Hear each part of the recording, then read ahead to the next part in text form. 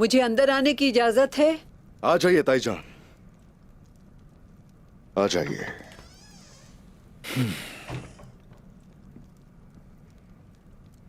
तशरीफ रखिए।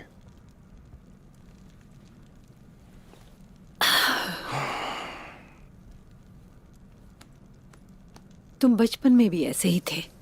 कोई परेशानी होती तो सबसे जुदा हो जाते थे। आप मुझे परेशान देखकर मेरे पास चली आती हैं और मेरे दर्द का दरमा बन जाती हैं। इसका हक कैसे अदा कर पाऊंगा? माँ और बेटे के दरमियान हक कैसे होते हैं? मैं तुम्हारी वालिदा के ना होने और तुम मेरी औलाद के ना होने का अरमान हो बेटे। हम एक दूसरे के जख्मों के मरहम हैं, है ना? ऐसा ही है। अब होश में आ जाओ। उस्मान सरदार के लायक हैं क्या ये हाल अहवाल? ठीक नहीं हो रहा ताईजान। हमने कमजोरी जाहिर की है। अमानत की हिफाजत नहीं कर पाए। पहले तुर्गुत सरदार के सिपाहियों की जान गई, फिर दुश्मन साम की तरह कबीले में घुस आया, मेरे कराहिल की जान ले ली। ये कमजोरी नहीं है तो क्या है?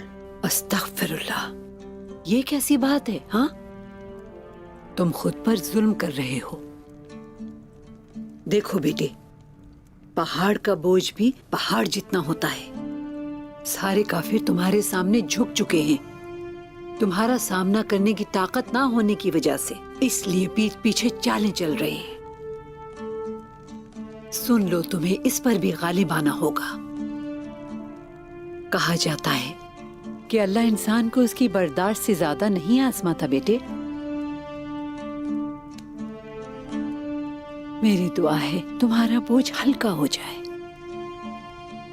आमीन ताईजान, आमीन। मैं चलती हूँ अब, तुम आराम करो, ठीक है? आपकी बातें सुनने के बाद भी मायूस बैठना जेब नहीं देता। बहुत से काम निपटाने बाकी हैं।